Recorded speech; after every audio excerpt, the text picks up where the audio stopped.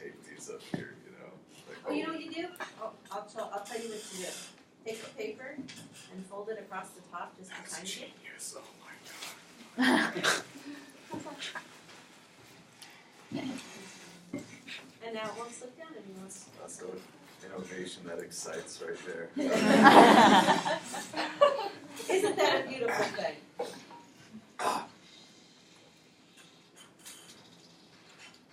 Hundreds of deaths, countless lives ruined, and billions of dollars in destruction. These are all the result of hurricanes.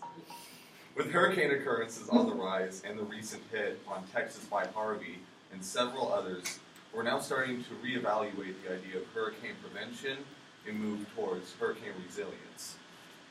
Being that all of us are currently living in a city by the coast, you can see that this is an issue of great importance. As we speak, design elements are currently being implemented and discussed that will give these cities a fighting chance against them. Now, before I go into the logistics of it all, I want to first talk a little bit about why it doesn't work. It, for the most part, comes down to drainage and soil. The modern age is full of concrete and asphalt. These things make up our roadways and pathways.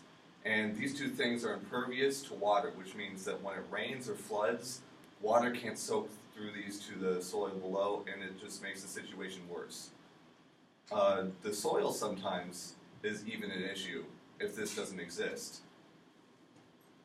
Areas that have a high concentration of clay in their soil have huge drainage problems, and this is also an issue. Now that we understand the cause of these problems, we can now understand and move towards the solutions.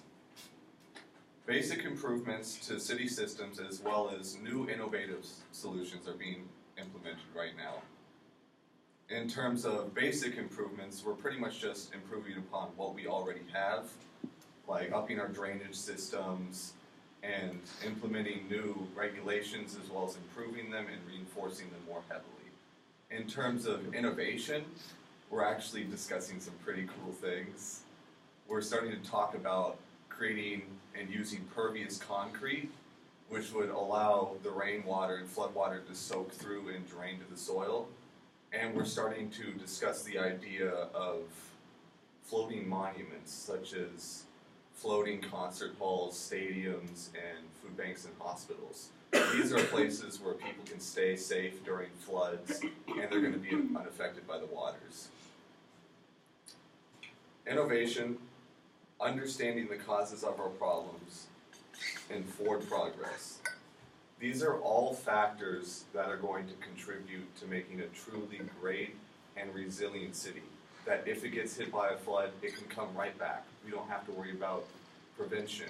We have to worry about resilience, and that's what we're working on right now and why we're working on it. Hopefully, all of you can now understand the importance of these topics and the importance of what we're working on, and that what we're doing is going to truly make a difference here.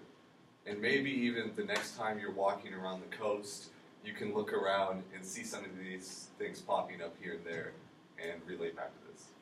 Thank you.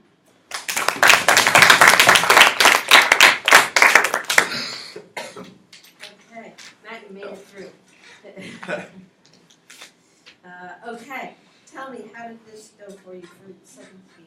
I Compared think to your last one. I don't really know if it went better or worse than the last one. Yeah, it was definitely different because the last one I did was a family tradition, so I felt like other parts kind of